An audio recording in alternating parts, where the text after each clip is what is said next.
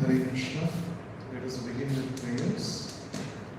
Namah Om Vishnu Padaya Namo Vishnu Padaya Krishna Preshtaya Bhutale Krishna Preshnaya Bhutale Srimate Bhakti Vedanta Srimate Bhakti Vedanta Swami Iti Namine Swami Namine Namaste Saraswate Deve Namaste Saraswate Devi Gauravani Pracharine Gauravani Pracharine Nirvishesha Shunyavadi Nirvishesha Shunyavadi Paschatya Deshakarine Paschatya Deshakarine Jaya Shri Krishna Chaitanya Jaya Shri Krishna Chaitanya Prabhu Nityananda Prabhu Nityananda Shri Advaita Gadadhara Shri Advaita Gadadhara Shri Vasadi Gaura Bhakta Vrinda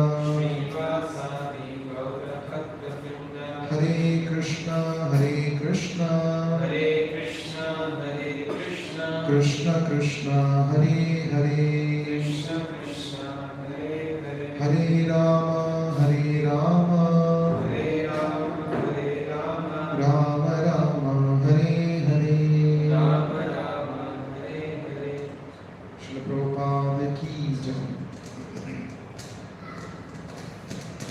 So we are now discussing the 12th chapter of the Bhagavad Gita. 12th chapter of the Bhagavad Gita is the conclusion of the middle 6 chapters of the Bhagavad Gita. As we have discussed before, the entire Bhagavad Gita has got 18 chapters, and these 18 chapters can be divided into 3 sections of 6 chapters each, called as shatkas. So the middle shatka, the middle 6 chapters, they deal with the subject matter of pure bhakti, which is actually the core essence or message of the Bhagavad Gita.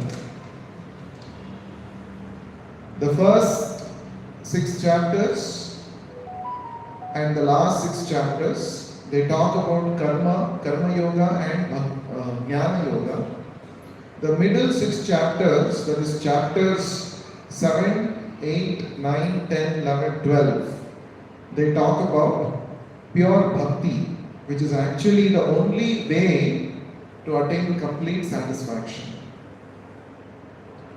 If the soul has to be completely satisfied, the soul has to engage, or we have to engage in pure devotional service to Krishna. So this message is brought about very nicely in the middle 6 chapters of the Bhagavad Gita. And in this chapter, which is entitled Devotional Service or Bhakti Yoga, Lord Krishna deals with this subject matter more elaborately. In this chapter, Lord Krishna talks about 3 main things. Firstly, he clarifies Arjuna's doubt. Arjuna's doubt is, there are some people who actually meditate upon the impersonal aspect of God. They say that God is formless. And there are others who worship the personal form of Krishna. They are called devotees. Those who meditate on the impersonal Brahma Jyoti, they are called as jnanis. So, Arjuna's direct question is, according to Krishna's opinion, who of these two are considered more perfect? Those who are jnanis, who meditate on the impersonal Brahma Jyoti, the all-pervading aspect of God, or those who worship the personal form of God? Who among these two is more perfect? Who is more connected in yoga to the Supreme Lord? That was his question. And Krishna clarifies that. That is the first part that Krishna talks about in this chapter. And second part that he talks about is how to actually practice Bhakti Yoga depending on one's advancement in consciousness.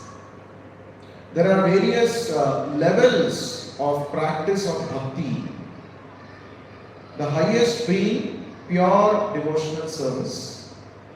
But one may not be in that state from the very beginning itself, because every soul evolves through his or her journey of spiritual advancement. So, Lord Krishna talks about the different levels of practice of bhakti. Whatever state of consciousness one may be situated in does not matter. One can still make progress. Just like if you are climbing the staircase, somebody may be in the first step, somebody may be in the 5th step, somebody may be in the 20th step. But as long as you are moving towards the upper destination, you are actually making progress.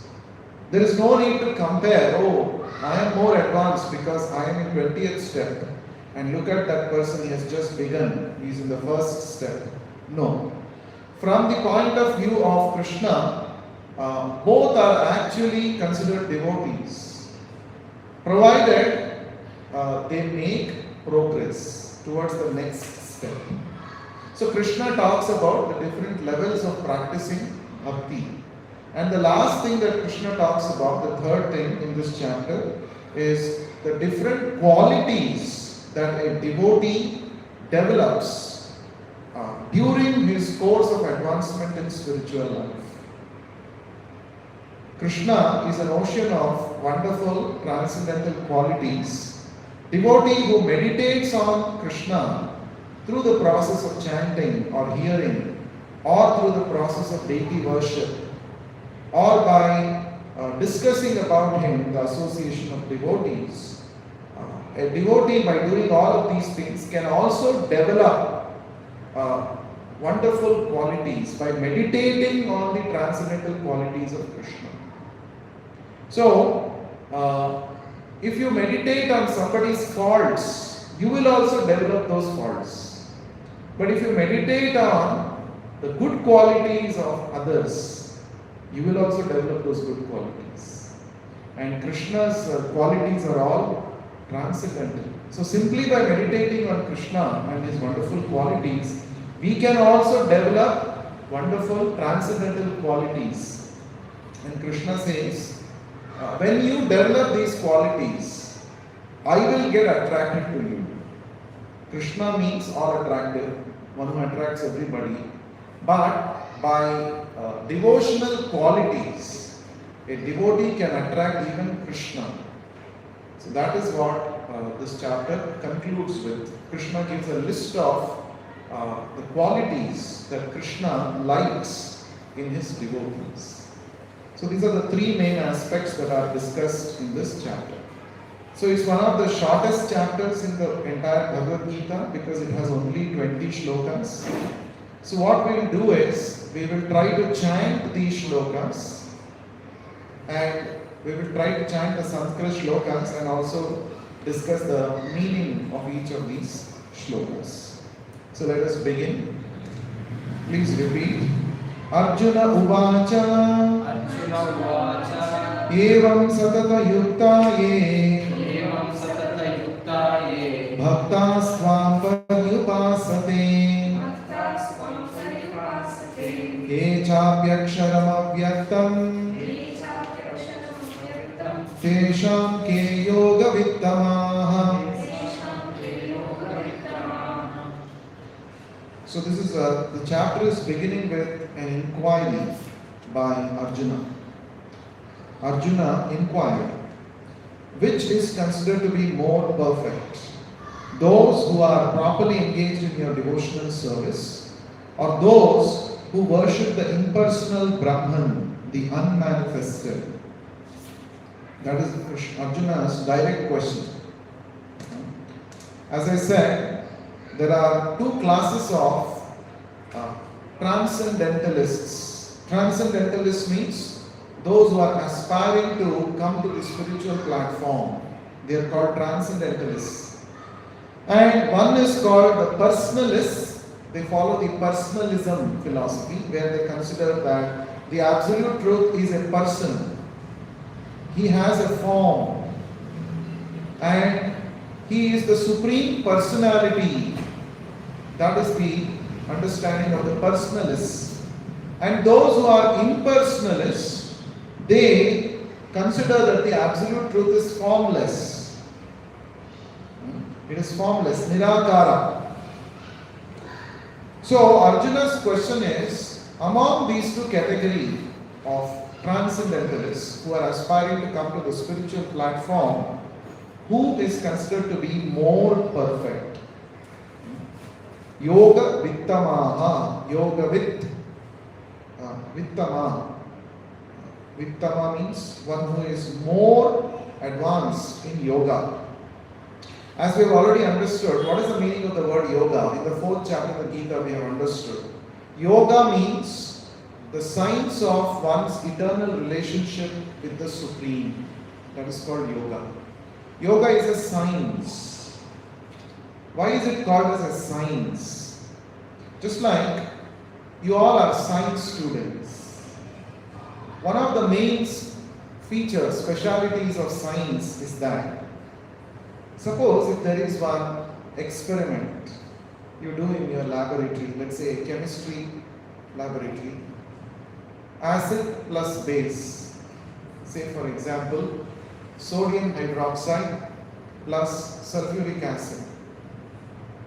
In the right proportion, you do the titration experiment, or you do one neutralization reaction experiment. You will get a salt and water. What is the salt form? Sodium sulfate. Sodium sulfate and plus water. Correct? Yes. This is called neutralization reaction. Correct? Now, if you do this experiment in IISc in Bangalore, you get these two products, sodium sulfate and water. Suppose you go to the Cambridge University and there you perform the similar experiment in similar room temperature and pressure. Will you get some other salt? You have to get same salt, provided the reactants are the same and all the conditions, reactants are the same, you will get the same products. You go to Harvard University in the laboratory there you do the experiment, you will get the same products. Correct? You go to one local school, government school in Karnataka, in Bangalore, where they hardly have, let's say, any good laboratory facilities. There also you go and do, you will get the same. You do it in 2024, you do it in maybe 2030, 3000, you will get the same. So this is called science. There is predictability. Anybody can follow the process and one will get the same result. This is called science. There is predictability. Now, the acharyas call Bhakti Yoga as a science. It is not some sentiment. It is a science. That means what? You do this process, you follow this process,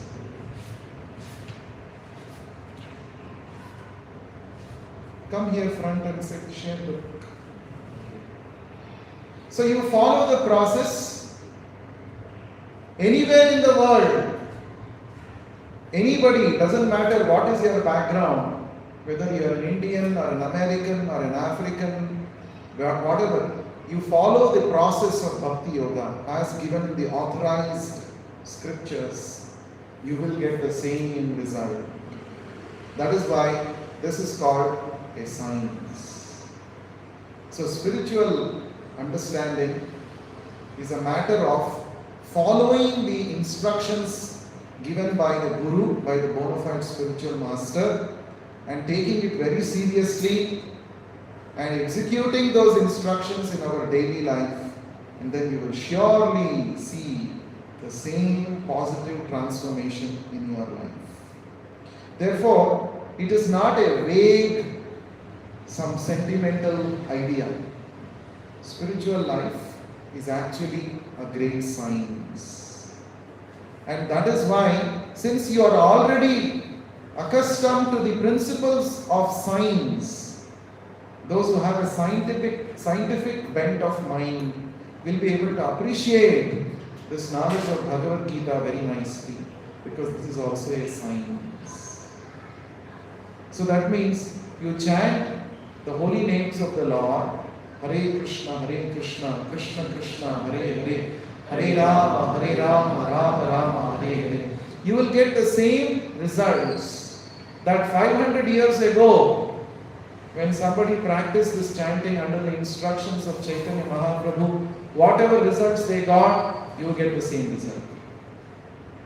And a few decades ago, Srila Prabhupada took this mantra to the West, made those Americans chant the Hare Krishna mantra.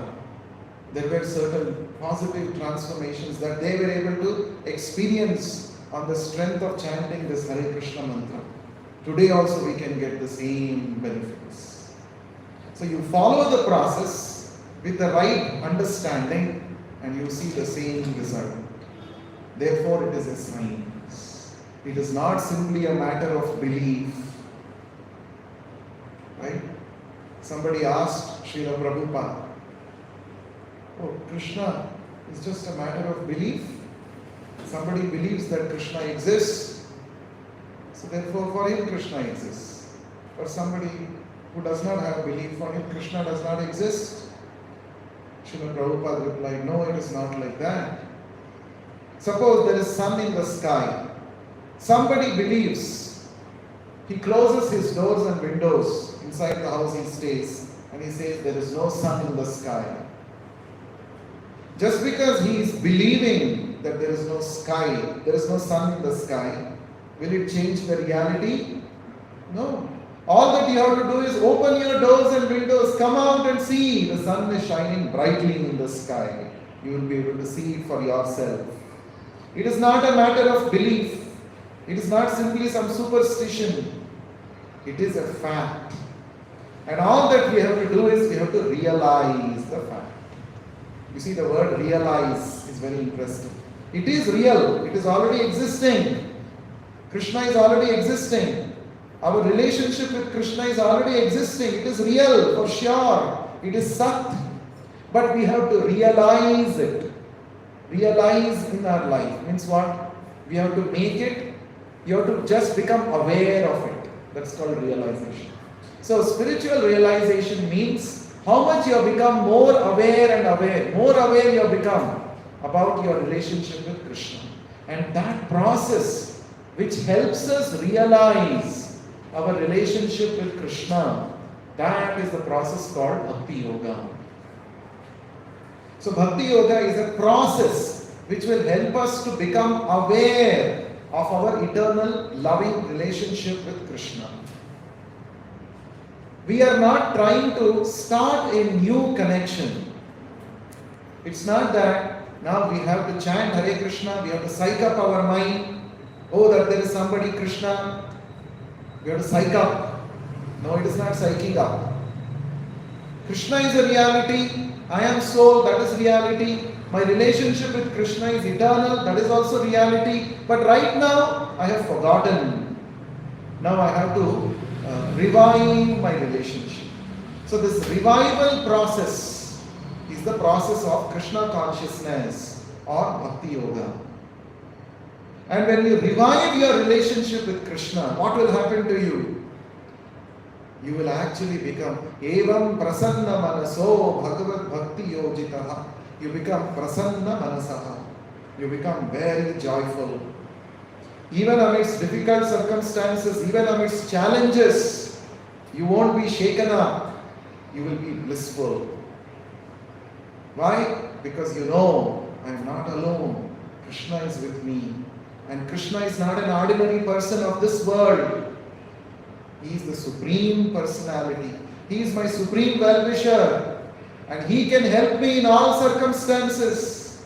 When we realize this fact, then prasanna manasaha, you become joyful, blissful. The example for this is Prahlad Maharaj. We all know the son of Hiranyakashipu, Prahlada. This 5-year-old boy. He was subjected to so many difficulties, harassments by his own demoniac father, but he was prasanna manasaha. The very name Prahlada, Prakrushta Rupena Ahlada, iti Prahlada. Ahlada means joyful, joy, blissful. So Prakrushta means the highest.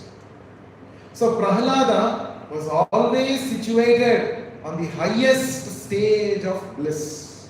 How? Because he was always aware of his relationship with Krishna. He was always seeing Krishna face to face. That is why when his father said, "Is your God present in this pillar?" he said, "Definitely, 100%, for sure. I'm able to see him."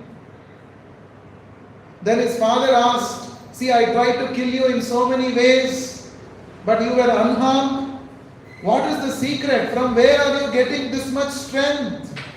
And Prahlad very boldly answered, "My dear father, the same source from where you have got all this power, that is the source of my power and strength also." You see, 5-year-old boy is speaking like this, right? Because he is yoga vittamaha. He is advanced in yoga. He is deeply connected with Krishna. This is very important. So, Bhakti Yoga is that highest process of yoga which anybody can practice, immaterial of his or her background, whether he or she has performed some austerities or not, doesn't matter. Whether we are qualified spiritually or not, doesn't matter. All that we have to do is, we have to come in touch with a pure devotee, take his instructions, follow those instructions seriously and diligently, and you will also be able to become prasanna manasaha. You will become joyful. We all want to be joyful, right? Correct? In fact, the goal of whatever we do in our life is to be happy. But all the material process of becoming happy, it is a cheating process. It is a cheating process. For example, somebody will say, "You come, watch our movie for 1.5 hours, you will become joyful." So a lot of propaganda, publicity is made, and everybody goes, buys the tickets, and they go and sit and watch the movie. And they say, "Very nice, maza aa gaya, paisa vasool ho gaya," right? If it is really good movie. But what are you seeing? You are just seeing some patch of lights. Can patch of lights give you happiness? Then why don't you put patches of lights in your own house and see them? So the ability to enjoy is within us, but we are giving credit to the director, to the artists, to the actors of the movie. Of course, they all have talents and we have to appreciate that. I'm not saying we should belittle their talents. But the ability to take pleasure is within us. Suppose somebody becomes addicted to smoking. He says, "Whenever I smoke, I'm on the 7th sky. I'm, honeydew. I'm enjoying." But is that cigarette giving you pleasure? No. You have psyched up. This is psyching up. Oh, whenever I am feeling low, whenever I am feeling pressure, if I smoke, there is some pleasure I am experiencing. But so you have imposed pleasure on that cigarette. And then you are thinking that the cigarette is giving me pleasure. So this is cheating business going on. The ability to take pleasure is within you, but you don't know that. So you are thinking the cigarette is giving me pleasure, this movie is giving me pleasure, this kind of food is giving me pleasure. And for that you have to work very hard because you have to earn money to get all of those things. See how we become very busy in our daily lives. We become very busy to earn money so that with that money we can get all these objects of sense enjoyment, and then think that these objects are giving me happiness. And we become very busy, 24/7, working like this. But the Vedic scriptures say human life is not meant for wasting time like this. Working very hard to simply think that I am getting pleasure from all of these things. Actually, the ability to enjoy is within you. You have to discover that. And okay, if I get all these things, suppose going to movie or smoking a cigarette or drinking or whatever, partying, okay, these are all giving me some experience of pleasure, happiness. But is this uninterrupted pleasure? Is this forever? No, it has a beginning, it has an end. Just for a few moments of pleasure, we toil so much, we work hard, we overexert, and then again that pleasure is gone. Now again to get another experience, again you have to spend money and work hard for that, getting that money. You see how everybody is getting busy in this world? Just for some momentary, fleeting moments of pleasure, experience of pleasure. So this kind of engagements is actually cheating. We are self-deceiving. We are not knowing what is real pleasure, and we are being cheated every moment. And the Lord spoke this Bhagavad Gita so that we become enlightened, so that we don't get cheated. In this world, there are people who cheat others, and there are people who get cheated by themselves. We all belong to both the categories. So, this cheating has to stop. We should not get cheated. We should not get carried away by fleeting pleasure. So, we have to be established in real knowledge. And this opportunity is available only in human life. That is why human life is so precious. Human life is so precious.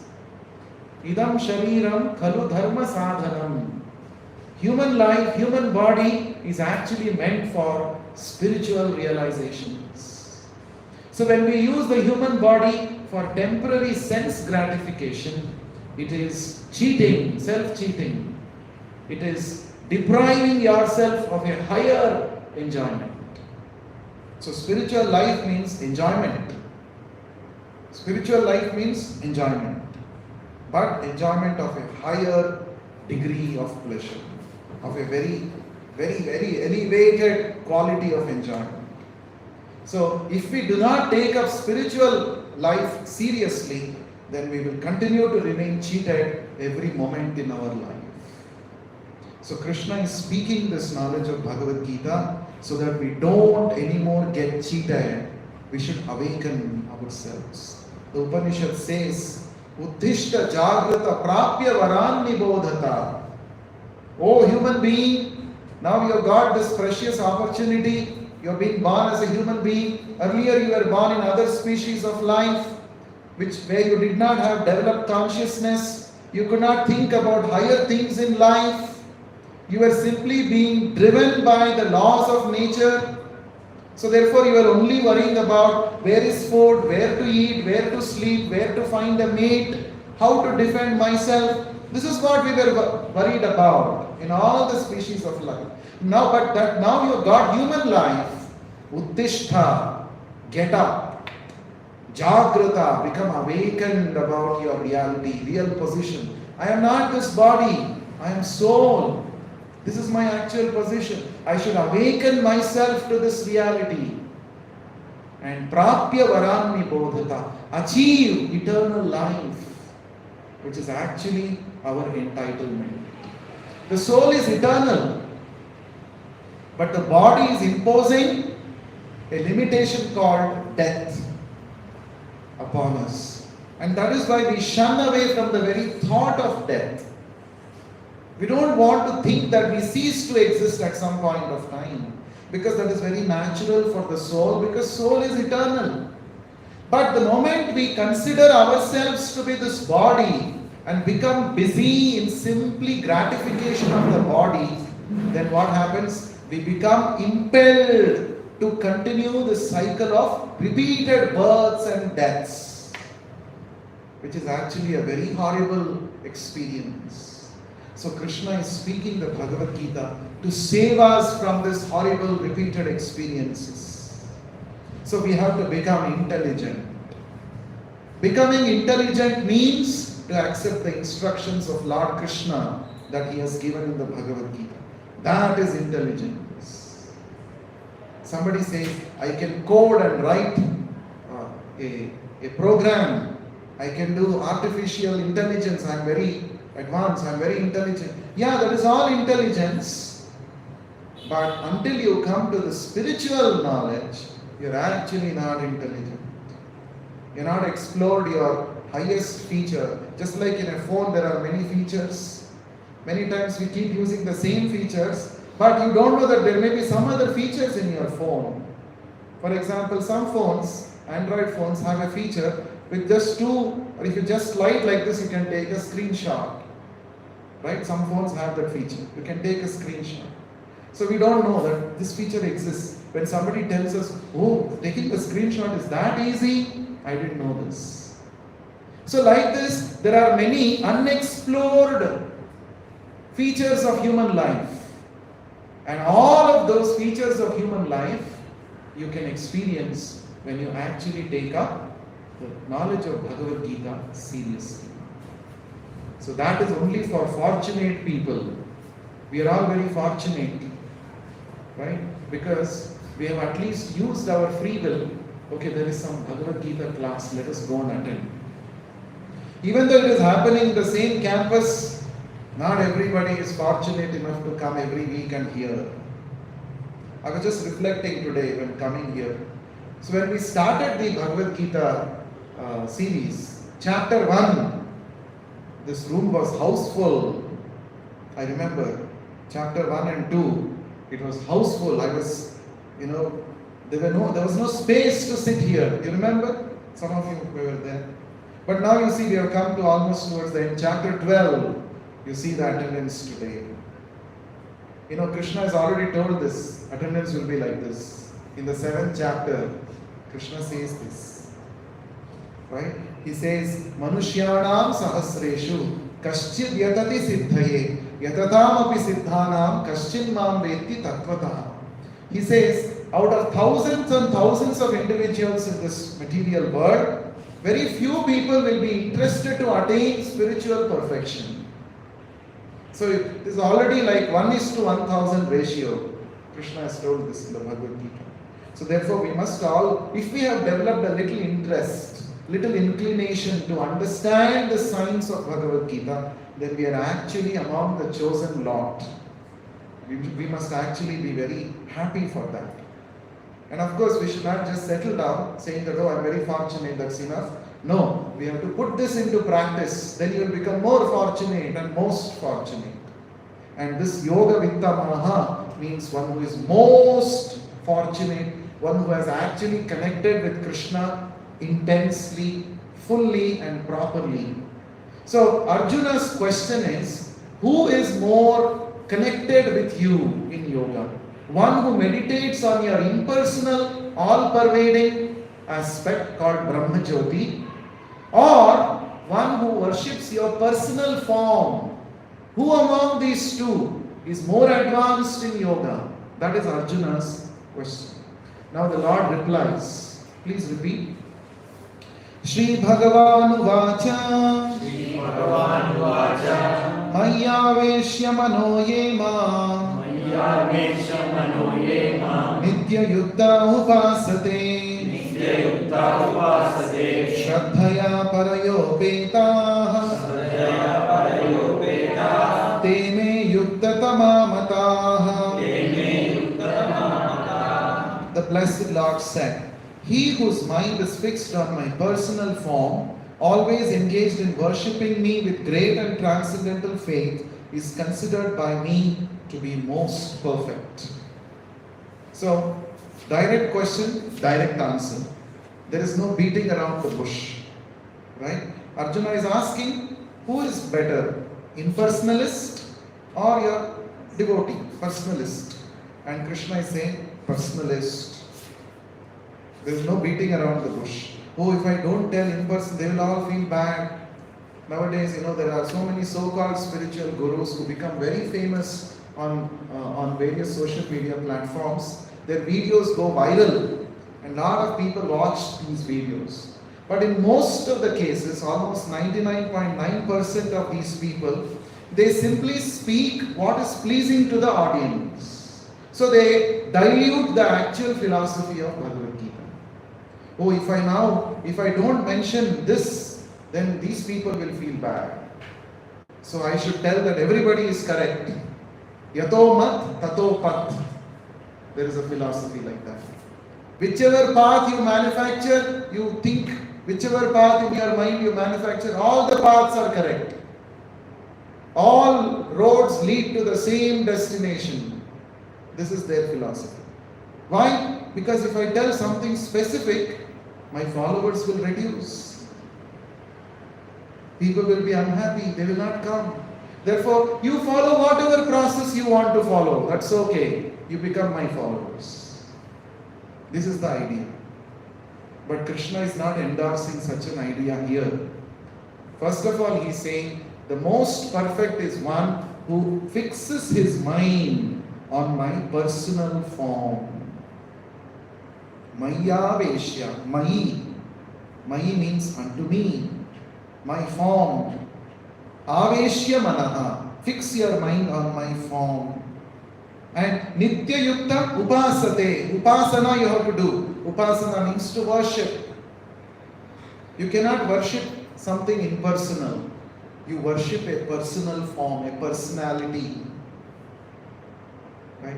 Many times people say, oh, you are worshipping a vigraha in the temple, and you call this vigraha made out of some material elements to be God. How can you be so illogical? People argue like this. Oh, this God, this statue which is made up of stone or some brass, you are saying that is God?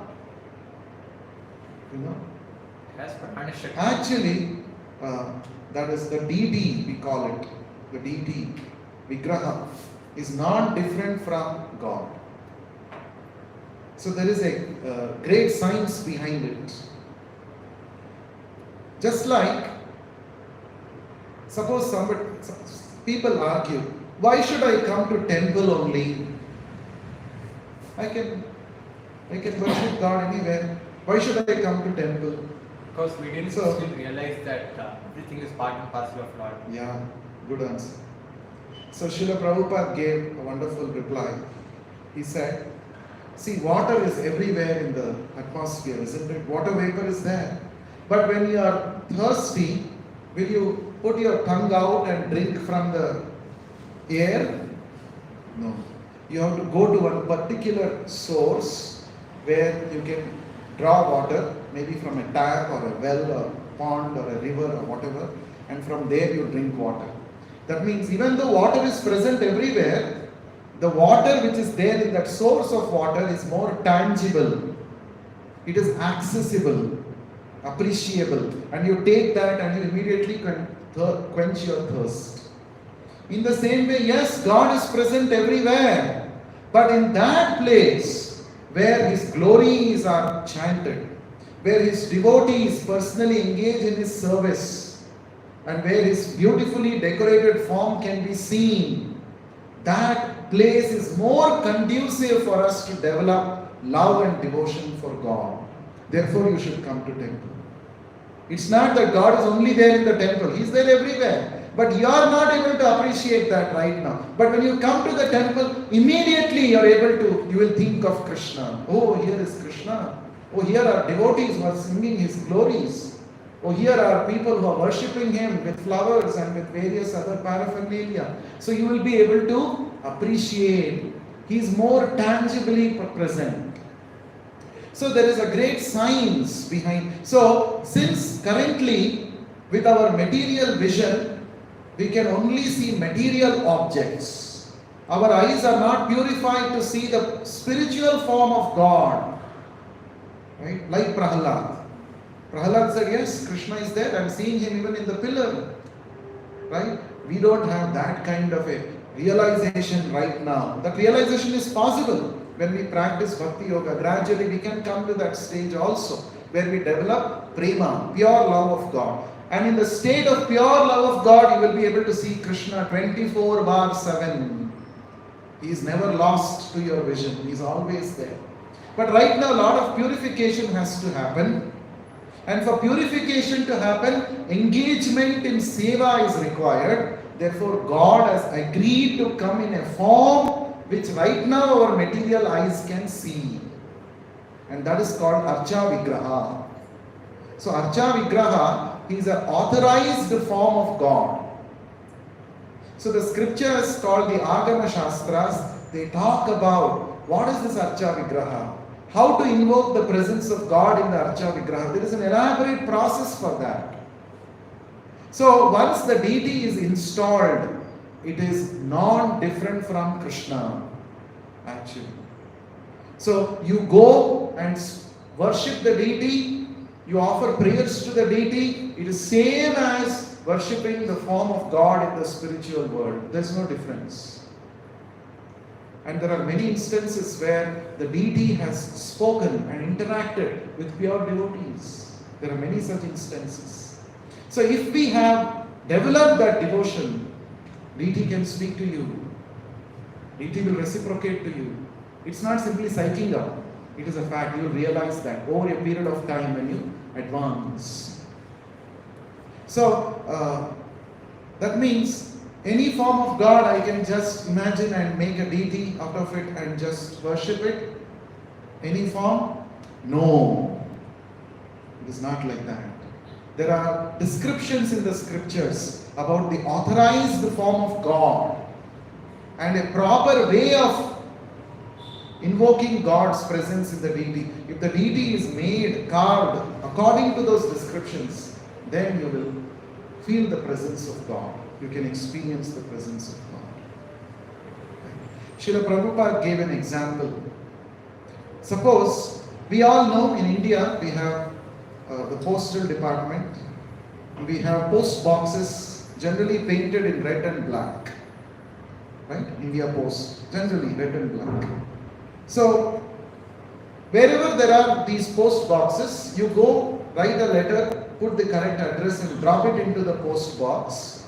It will reach the destination. Correct? Suppose now you think, why should I go there? It is so far, that post box.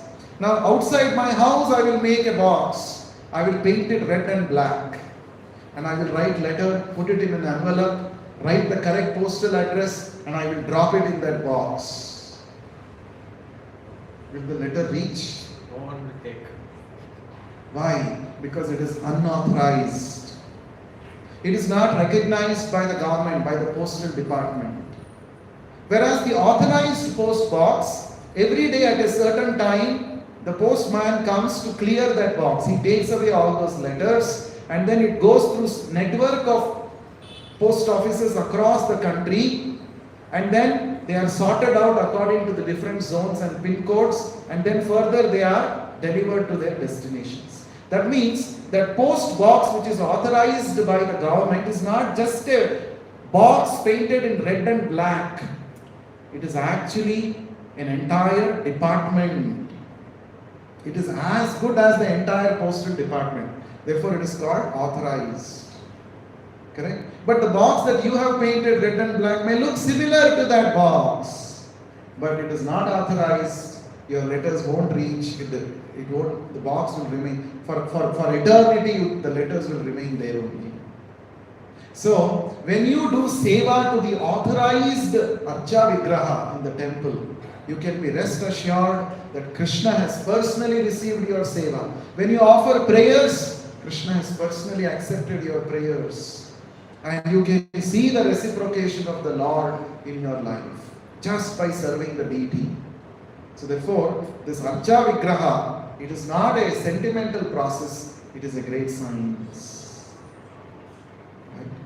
So now, whether God is having form or is he formless? That is another important point that we have to understand correctly. Prabhu, in home also we keep some murti and pray every day, right? So if that form is as per the description in the scriptures, yes, you can worship.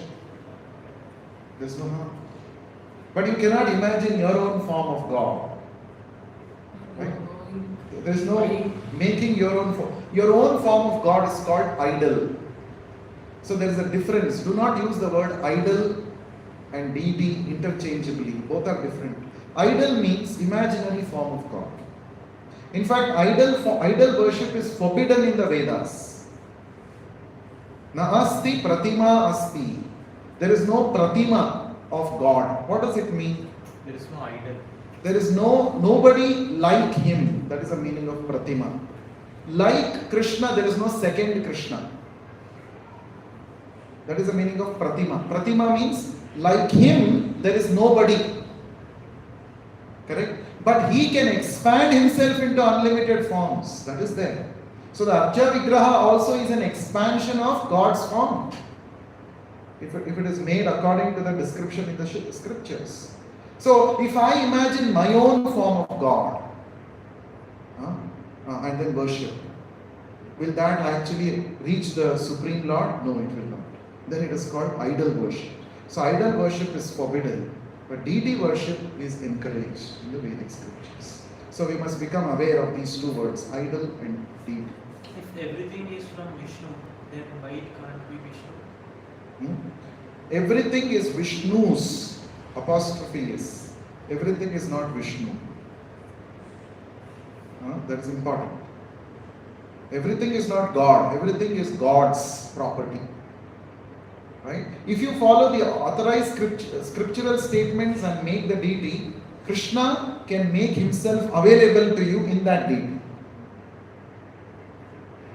But if you imagine your own form, no. Because the whole thing is obedience to the scriptures. Scriptures are words of God. So what do you mean by following the scripture? Following the scripture means being obedient to God's instructions. In the 17th chapter, Krishna says, Yash Shastra Vidhi Mutsrijya Vartate Kamakarataha Nasa Siddhim Avapnoti Na Shantim Na Param Gatim. Shastra Vidhim Utsrijya. Utsrijya means to give up. If you give up the regulations mentioned in the Shastras, in the scriptures, Vartate, acting, instead of following the scriptural instructions, if you act, Vartate, Kama Karataha, according to your own whims. No, I feel this is God, I will worship. I feel this is the form of worship, I will do this. You invent your own form of worship and God, then Krishna says, Nasa Siddhim Avapnoti. Avapnoti means to achieve. Na sa Siddhim, you will not attain perfection. Siddhim na avapnoti. Na Shantim, forget about perfection. Even you cannot achieve peace of mind. And na Param Gatim, you will not attain the highest goal of life, which is to go back to Krishna. That also you will not attain. Three things you will not attain if you give up the scriptural statements and invent your own methodologies. Right? Now you may say, why can't I invent my own methodology? Because my God, I will think about my God in my way. Like some years back, there was this, one of the very well-known actresses of the Bollywood industry. She said, my plate, my right. And this became a viral thing in the system. She said, nobody should tell me what I should eat, what I should not eat in the name of religion and God. It is my plate, my right. Like that she was saying. Right? And a lot of people liked it. They followed. It became a craze. So, also my God, my way. Somebody starts saying, oh, I want God. I feel God is like this, God is that, God is this. I will manufacture my own. No, that cannot happen. Why? Because we are conditioned souls. Right now we are under the influence of Maya. So under the influence of Maya means illusion. We are under illusion. Under such illusion, whatever ideologies and theories and belief systems that you manufacture, will not be perfect. That is why we have to accept knowledge from the perfect source. Right? So, if I am under illusion and I manufacture yatomat tatopat, whatever pata you follow, whatever you think you follow, no. That will have defects. We all have. The symptoms of conditioned soul is that we have defects. Number one, we have imperfect senses. Correct? Our senses are not perfect. Sometimes we mistake something for something else. Correct? This is another defect. It's called vipralipsa. No, that is called pramada. Huh? That is different. That is senses, imperfect senses. Mistaking something for something else. Pramada. Illusion. In the darkness you see the rope and you think it is snake. That is illusion. Actually there is no snake.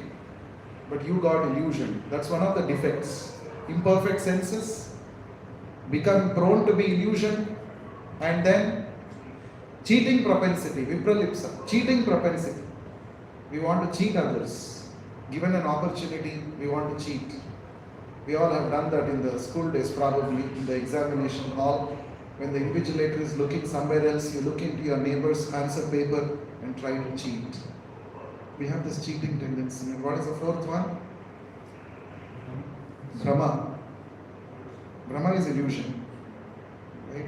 So, we have these defects. So, when we manufacture our own ideology, our own ism, so many isms keep taking birth like bubbles in the ocean. Every now and then today. That's becoming that's a trend, no? You start your own ism, let him start his own ism. Everybody starts his own process. So these are all defective. They will not help us attain the highest destination. Therefore, it is said, spiritual life begins when you give up your mental concoctions and agree to follow the standard process given in the scriptures. Until then, spiritual life doesn't begin at all. It is simply some sentimentalism. And it will simply disturb yourself and others also. It's of no use. So therefore, we have to accept the Shastra Vidhi. That is a process. So, Krishna is saying here for certain that God has a form, and worshipping his form, which is all spiritual, leads one to the supreme destination. There's no doubt, there's no second thought about it. Right? So, just one last point and then we'll continue. So, how do you say that God has a form? If you accept a form of God, are you not limiting him? This is one of the questions that people generally have. You can take any form that is authorized in the scriptures or... Yeah. So, we have come across limited forms. That doesn't mean God's forms are also limited. No. Our forms are all limited. What do you mean by limited? Limited by space and time. Correct? If I am here at this point of time, I cannot be elsewhere. Correct? Because my form is material, it has to follow material laws. Matter follows material laws, no? According to the material laws, an object cannot occupy two different spaces at the same point of time. Yes or no? So, our forms have got those limitations. Therefore, because we have experiences of limitations of these, our forms, we think that God's form also must be having same limitations. But actually we are not this material body, right? We are... No, that's okay. But I'm saying, forms, we are seeing the forms right now. Correct?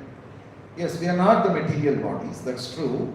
And we are actually the soul. Correct? Yes. But even the soul has got limitation. The soul also cannot exist in two different places at the same time. Why Prabhu soul can't exist in two different... Why? How it can exist? Soul is not a material thing. Right? But if I am here, I cannot be in America at this point of time. My mind may go and come back. Correct? Right? So, but I am limited currently to this body. In the 13th chapter, Krishna talks about Kshetra Kshetrajna Yoga. So, idam shariram kaunteya kshetram abhidhiyate. This body is called kshetra. And the person within this body is called the knower of this kshetra, kshetrajna. So, I am only conscious of what is within my body currently. You are conscious of your body. She is conscious of her body. But there is one more kshetrajna. Kshetrajnam chapi mam vidhi sarva kshetreshu bharata. Krishna is another kshetrajna who is present in every kshetra, and therefore he is conscious of what is happening in every body. So the Atma and the Paramatma have got this distinction. Atma can know only about his kshetra, his body, whereas Paramatma can know about everything that is existing. Abhijna, he is all knowing. Correct? So, my knowing capacity is limited. My being capacity is also limited at a particular place. But such limitations do not exist for Krishna, because Krishna has no material form. Krishna has his all spiritual form, Satchidananda Vigraha. You may say soul is also Satchidananda, but soul's being Satchidananda is also limited.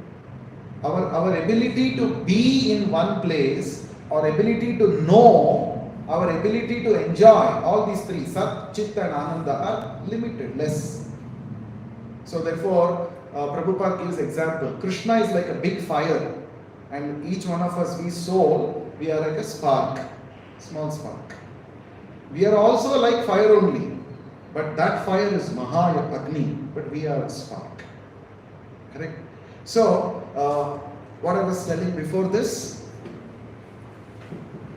before he said that we are limited by time and space. Yeah, we are limited by time and space, exactly. But Krishna has no such limitations. And Krishna practically demonstrated this when he appeared in this world 5,000 years ago. So, there was one demon called Bhaumasura. He is also called Narakasura, after whom we celebrate the Naraka Chaturdashi festival during Diwali. Recently, 1 month ago, we celebrated. So, who was this Bhaumasura? He is the Bhumi Putra, therefore he is called Bhauma. Bhauma means son of Bhumi Devi. So, earlier, when the Lord had appeared as Varaha, he rescued the earth from the Garbhodaka ocean and killed the Hiranyaksha demon, restored Mother Earth back to her position. And at that time, one drop of sweat from Varaha fell on the earth. And by that, a personality was born. His name was Bhauma.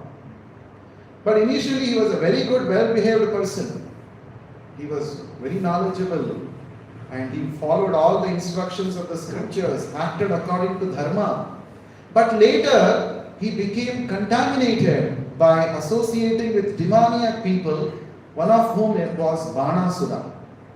Banasura was a demon. And this Bhauma became attached, friendly with this Banasura. And because of this Asat Sangha, bad association, he became a demon. And then he started creating terror for the whole people of this world. He started, he had many crazy ideas. So one of the ideas that he had was, I should marry all the girls in this planet. Everybody in this world is meant for my enjoyment. That was his crazy idea.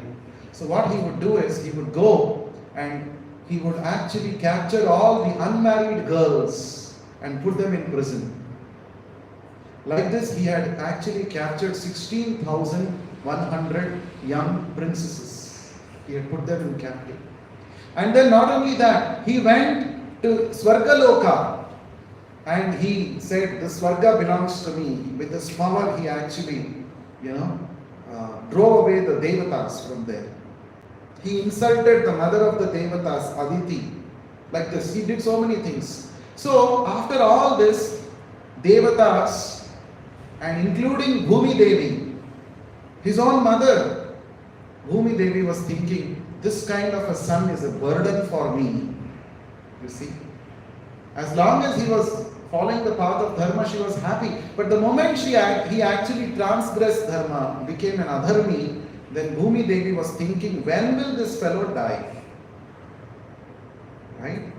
So, Indra and all the devatas went to Dwaraka to meet Lord Krishna and said, like this Bhaumasura is doing a lot of problems, he has done all these things, can you please come, do something for him? So immediately, Lord Krishna and mothers accompanied by Satyabhama, both of them went to Pragjyotishpura, that was the capital city of Bhaumasura, and there was a fierce fight, and Narakasura Bhaumasura was killed by Lord Krishna. Right? And then after killing Bhaumasura, he released all those princesses who were captivated by Bhaumasura, and all the princesses, when they saw the form of the Lord, they were captured, their hearts were captured, and they said, see my dear Krishna, now we have no shelter to go. We have lived in this person's palace for these many years. Our parents are not ready to take us back, and nor do we have a husband because we are not married. So now we are shelterless. Now you please accept us as your maid servants, Krishna said. The princesses said. And immediately Krishna said, okay, so it be. So Krishna expanded himself into 16,100 forms simultaneously and married all of them together. Krishna expanded himself into 16,100 forms. This is a description of the Bhagavatam. And it's not that in Dwaraka he established 16,100 palaces. And it's not that each queen had to wait for her turn to be with Krishna. Then imagine it would take 16,100 days. But Krishna expanded himself, lived with each one of them simultaneously. So Krishna proved that his form has no limitations of space and time. This we have to understand very nicely. The biggest wrong idea that is concocted by the impersonalists is that Atma and Paramatma both are one and the same. This is not correct. This is not at all correct. At any point of time, either in the conditioned state of living or in the liberated state of living, Atma can never be equal to Paramatma. That is confirmed in the Vishnu Purana. Asamaudva. Lord Vishnu or Krishna is described as Asamaudva. Nobody is equal to him, nobody is greater than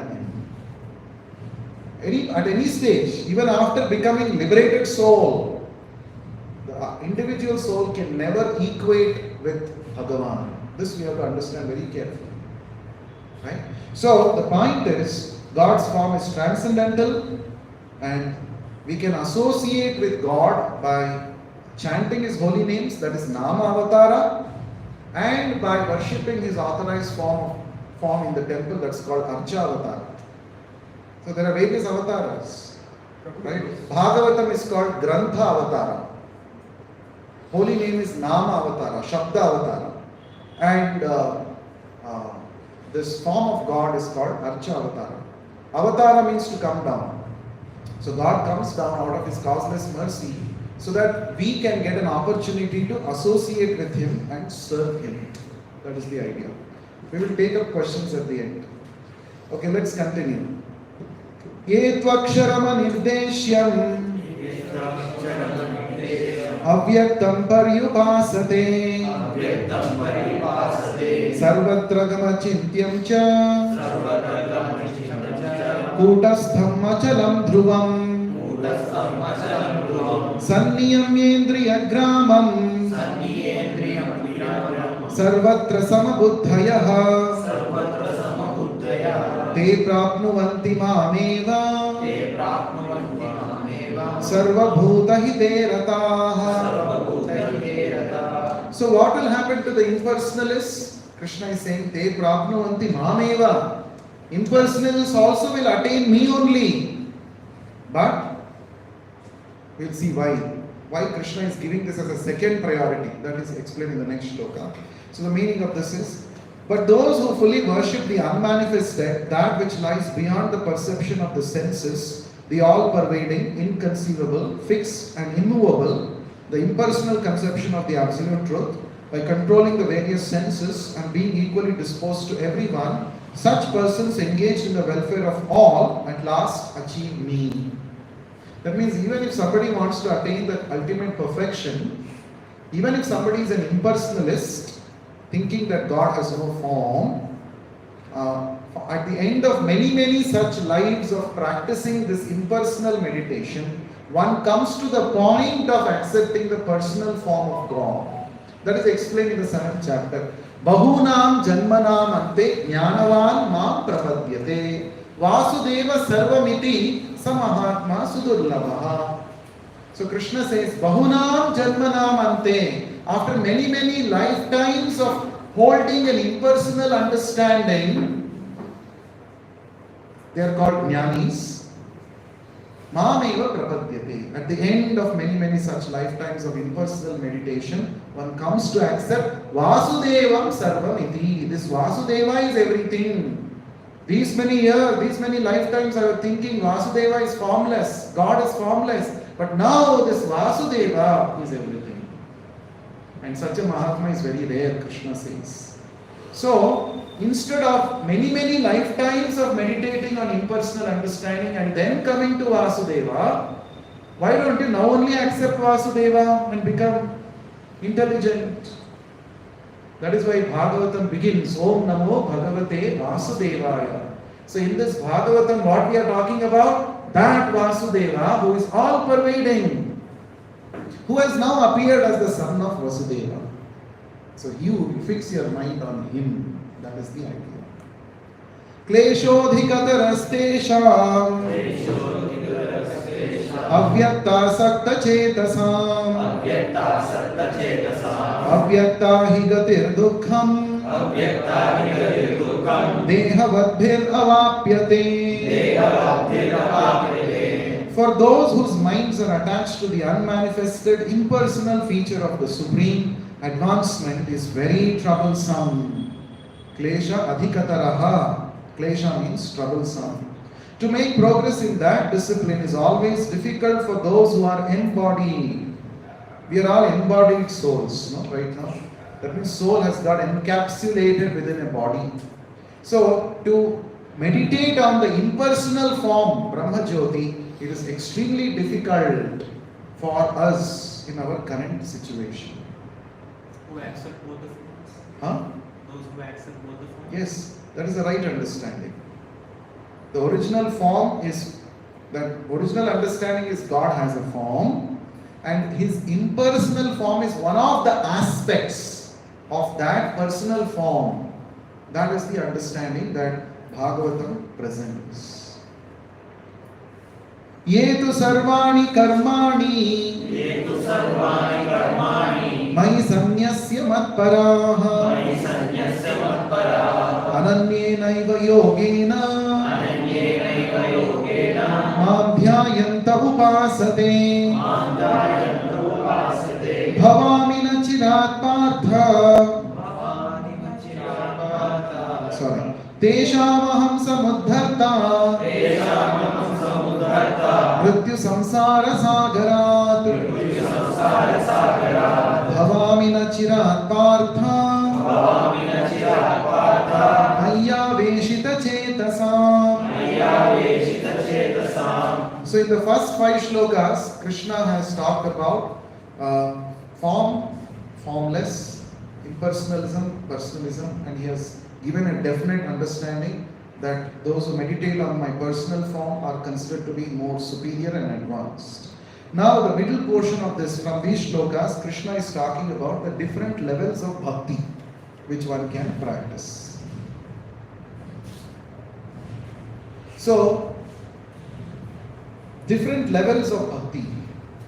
As I said in the beginning, not everyone is ready to completely surrender to Krishna because we are at different levels of consciousness.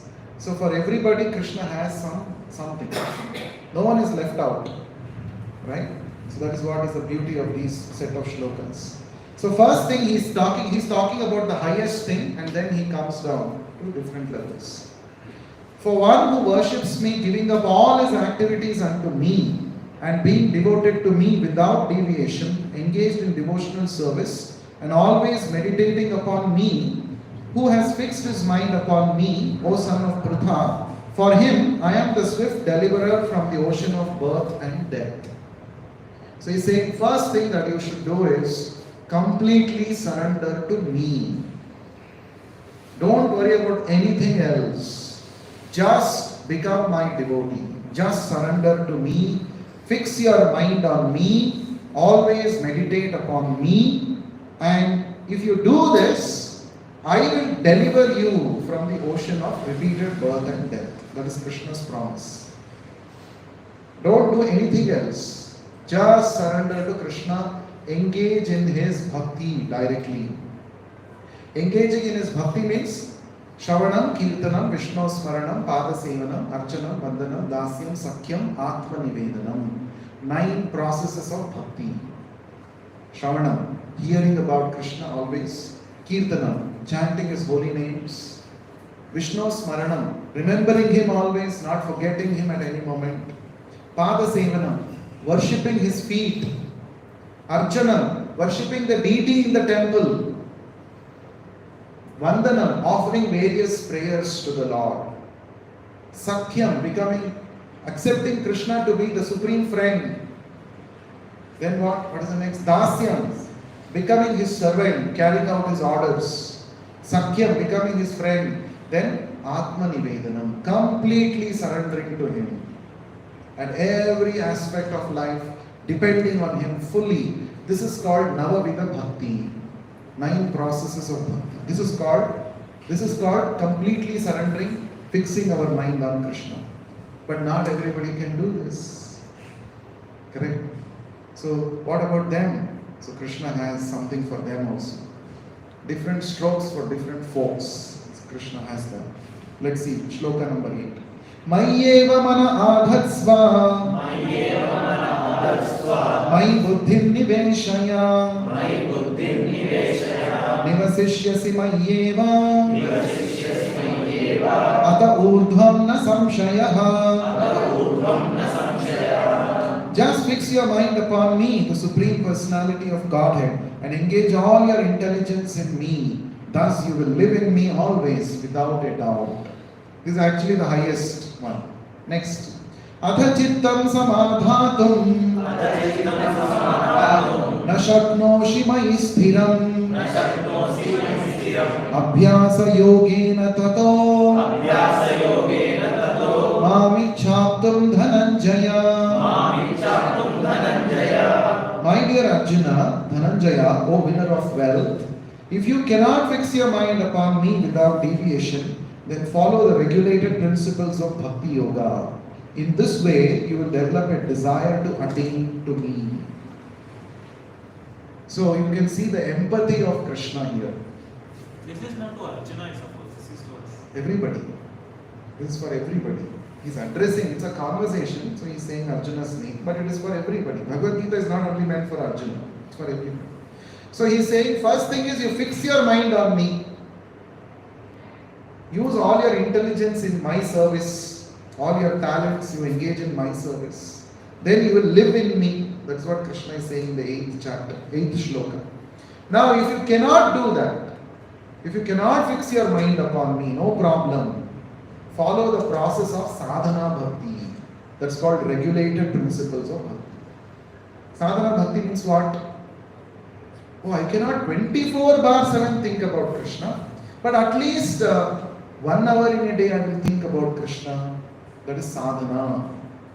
Practice. Sadhana means practicing. So, just like Srila Prabhupada has told us, you chant a fixed number of rounds of Hare Krishna mantra every day. Those people who are in the of that consciousness described in the 8th shloka, they think about Krishna always, 24 bars. We are not in that stage. Therefore, the Guru trains us, okay, directly don't have to come to that stage. Now at least can you chant 16 rounds every day, which will take 2 hours only. Out of 24 hours, 2 hours can you think of Krishna directly. That is the proposal. So that's what Krishna is saying. If you cannot fix your mind, then follow the regulated principles of Bhakti Yoga. By doing this, what will happen? You will develop a desire to attain to me. The desire will come. Right? So after chanting Hare Krishna mantra for so much time, if you have not developed a desire to attain Krishna, that means there is some short circuit happening in the process. We are not doing it correctly. We are not doing it the right state of mind. Therefore, we have to understand how to chant Hare Krishna mantra. And Prabhupada has written so many books. Prabhupada said once, I have written all these volumes of books to make you chant Hare Krishna mantra. So how to chant Hare Krishna mantra? And what should be our state of mind if you want to know? Every day we should study at least one page of Prabhupada's book. One page. It's not difficult. And you will know the secrets to make spiritual advancement. Text 10. Abhyasepya samarthosi madkarma paramo bhava madartham api karmani kurvan siddhim avapsyasi. Now somebody says, even that I cannot follow. The sadhana bhakti also I cannot follow. What will happen to me? What should I do? So Krishna is telling for them. What is he saying? If you cannot practice the regulations of Bhakti Yoga, then just try to work for me. Because by working for me, you will come to the perfect stage. So working for Krishna. What is the meaning of that? For example, now we have the book marathon going on. During this 1.5 months, devotees all over the world, we engage in book distribution. That is practical work for Krishna. What you should do, just go door to door, knock at the door and say, can you please take a copy of Bhagavad Gita? Can you please read? Or at least read this one, make them read one paragraph. That's all. That is working for Krishna. You are working, practically you are doing some work. Oh, I cannot follow the regulations of Bhakti Yoga, all that sadhana bhakti, so much I cannot do. But at least work. Do some practical work. Seva you do. When Ramachandra was building bridge across the ocean, monkeys were doing seva. Squirrels also were doing seva. And Ramachandra accepted both sevas. He did not say, what is this nonsense squirrel? You are just bringing some few grains of sand. With this what bridge I can build? You get lost from here. Your seva is not accepted. Ramachandra did not say that. Your capacity is only to bring sand. That also I will accept. Hanuman can jump over the ocean. That is his capacity. Other monkeys were able to cut some tree trunks and bring. That is their capacity. According to your capacity, you work for Krishna, and Krishna accepts your seva. And when Krishna accepts your seva, that is the perfection of life. Krishna is accepting your seva. In this world, we are serving so many masters. Correct, no? All of us are doing seva. We are doing seva to your boss in the office. You are doing some seva to somebody else. Isn't it? If not anything, we are doing seva 24/7 to our senses and mind and our body. So nicely we are doing seva. Seva paraha. We are nicely taking care of the body. But finally all this seva, material seva, will simply give us frustration only. But if you want to really become happy, serve the real master, Krishna. So it doesn't matter how much you do seva, like the squirrel. But having that seva bhava is important. So whenever seva opportunity comes, we should immediately take it. That's very important. Even our Transdimensions club also is run by those who are doing seva. Some of the students here, they have developed the seva bhava. Oh, now I know chanting Hare Krishna mantra, I have been doing, but How can more students in the ISC campus develop this? Now let me do some seva. What do? They organize the club activity. So that all of you are sitting here today because somebody has done seva. Correct? They make calls and invite you. They send messages on your WhatsApp. Correct? They organize some events. This is all seva. Working for Krishna. So if you work for Krishna, then you will come to the perfect stage. That is what Krishna is saying here. Right? So working for Krishna. So during this book marathon period, right, at least try to distribute some books. Many of the students are already doing. You might have seen some pictures and photos. You can accompany them. Right? Now, facing rejections will make us humble.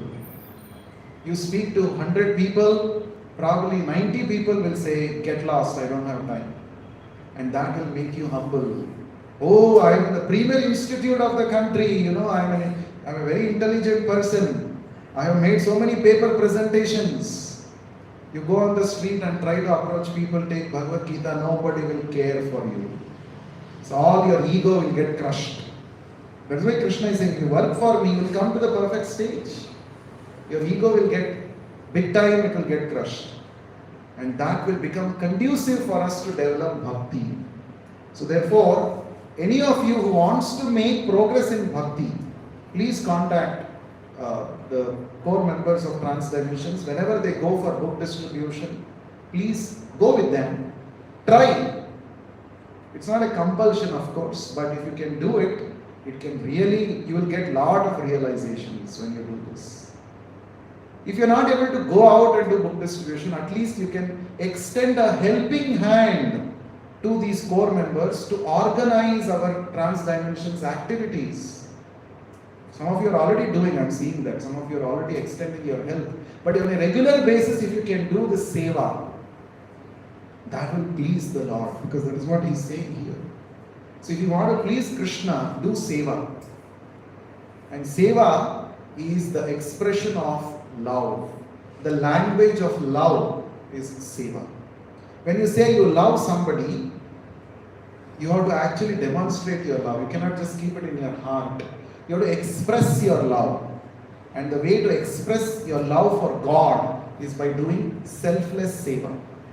Generally, whenever we do any work, we always think how I can get benefit from that work. What results I can enjoy. That makes us selfish. But spiritual life means trying to become selfless. Out of 24 hours or out of 7 days a week, at least 1 hour can I do some selfless seva? Can I do some service? Can I extend help? Can I make some phone calls, invite more students for the Bhagavad Gita class? Can I help them in one or the other way? No work is insignificant in Krishna's seva. Oh, there is nothing called big work and small work. Oh, only when I give a class and a lot of people sit and hear, that is big seva. When I simply put some chair like that, that is not a seva. Nothing like that. Krishna sees what is your bhava while doing seva. He doesn't see the magnitude of your seva. So therefore, we must do some seva. Otherwise, when will we learn selflessness? Always, if you see 24/7, if you notice your day, you are doing something for yourself only. You go to the gym for yourself. You do yoga meditation for yourself. In fact, you chant Hare Krishna mantra. You are all chanting Hare Krishna mantra. For whom you are doing? For yourself. You are cooking food for yourself. You are going to the mess and having food for yourself. You are going to the lab and doing experiment. That's not some social service. It is for yourself. So that you get a PhD degree or you complete your course. It is for yourself. Tell me some work which you are doing for others. You are doing everything for yourself. So that means we are leading a selfish life. So Krishna is saying, you work for me. Do some seva. Chanting Hare Krishna mantra is not selfish. Yeah, how? We are chanting it for Krishna's. You are chanting so that Krishna can show his mercy to you. You are the recipients of seva. Of that. Of course, it is a seva, That has to be understood. When you do service to Krishna, chanting is a service to Krishna, no doubt about it. But in the beginning, our intention is, I will chant so that I will be happy. My mind will be peaceful. Of course, slowly when you chant, you come to that stage also where you offer chanting as a seva to the Lord. And the Lord will enjoy that chanting. Right now when we chant, what is there for me? My mind should become peaceful. Of course, that's better than not chanting. Oh, from today you should not think I will not chant now. Prabhu told it is selfish, I will not chant. No, you should chant, please don't stop chanting. But I am saying, selflessly do something for others. A Vaishnava, a devotee of Krishna, is called Paradukha Dukhi. When others are suffering, he feels for them. That is a symptom of a devotee. Others are all suffering because they are disconnected from Krishna. Can I do something to help them to connect back to Krishna? That should be the thinking. Then we know that we are actually becoming dear to Krishna. We are actually becoming a devotee. When you help others to become a devotee, this is paropakara. Paropakarartham idam shariram. This body is meant for doing paropakara, not always swa upakara. Everything for me only. For me, I cook, I only eat. Okay, you cook, offer to Krishna and distribute prasadam at least to 1 or 2 people, no? Then your cooking becomes a yajna. It becomes paropakara. So therefore, we must do paropakara. That is what Krishna is saying. Work for me. Right? So we will continue in the next session, the remaining 10 shlokas. Please distribute the chanting beads. Any questions anyone has? So those people who the Asura arrested, those 16,100, they were already eternal servants of Krishna. Why does Krishna need to say that? So let it be. Everyone of all of us are actually eternal servants of Krishna. It is a matter of realizing, that's all. As I told in the beginning. Jiver Swarup Hoy Krishnera Nitya Dasat. Chaitanya Mahaprabhu said, what is the Swarupa of every Jiva? Krishnera Nitya Dasa. We are eternal servants of Krishna. Thank you. But, so everybody in this world, whether they are devotees or they are not devotees, they are all servants of Krishna only. But those who accept it, they are called devotees. Those who don't accept, they are in ignorance, they are not devotees still. So they accepted, and Krishna accepted. They requested and Krishna accepted. Good question. Any other question? I have a question. In general, in home we deity where we actually bought that from some shop, and we treat like a. Every day we see him pray for him. What is the comment on that? No problem. If that form of God is not manufactured or imaginary, then it is authorized form of God. You can worship. Okay? Any other question? Okay. So let us chant now. Shri Krishna Chaitanya Prabhu Nityananda Shri Advaita Gadadhara Shri Vasadi Gaura Bhakta Vrinda. Let us all chant at our own pace. Please make sure that you chant audibly so that you can hear your own words, and hear attentively. When your mind goes there and here, make attempts to bring the mind back on the song. Hare Krishna. Hare Krishna. Krishna Krishna. Hare Hare. Hare Rama. Hare Rama. Hare Hare. Hare Krishna. Hare Krishna. Krishna Hare Hare. Hare Rama. Hare Rama. Hare Hare.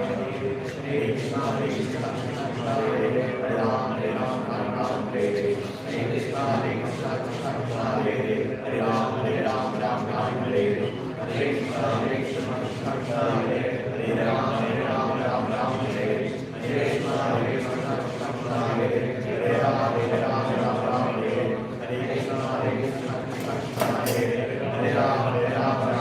Hare Hare. Hare Krishna. Hare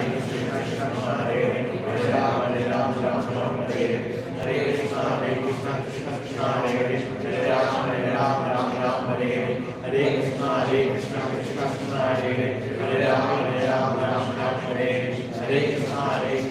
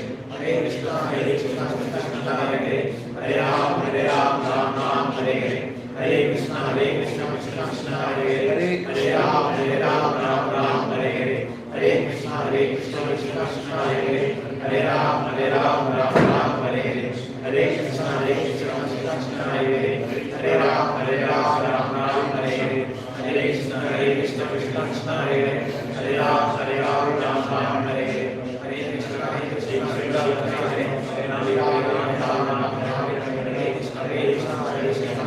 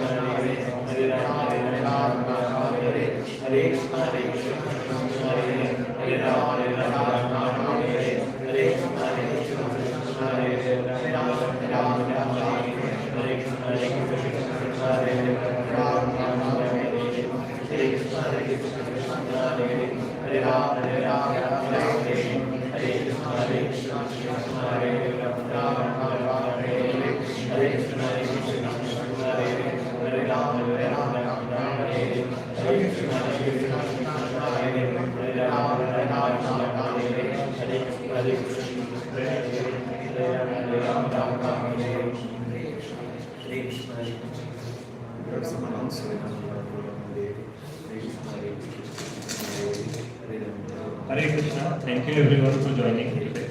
So we have some announcement. Every day we organize 10 minutes mantra meditation chanting session. So it's at 9 p.m. to 9:10 p.m. It's called Mantra Boost. So please consider joining whenever you are free.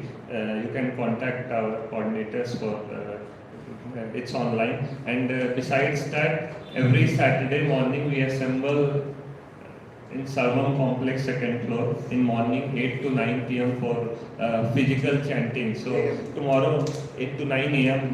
Tomorrow morning we will be organizing 1 hour. So please consider according to your convenience, like 8 a.m. to 9 a.m. the chanting session will be there. So even if for 10 minutes you can join physically, so please consider joining. So thanks. So let us give a loud, big round of applause to all the organizers of the Transdimensions. Because they're not getting anything materially from this, right?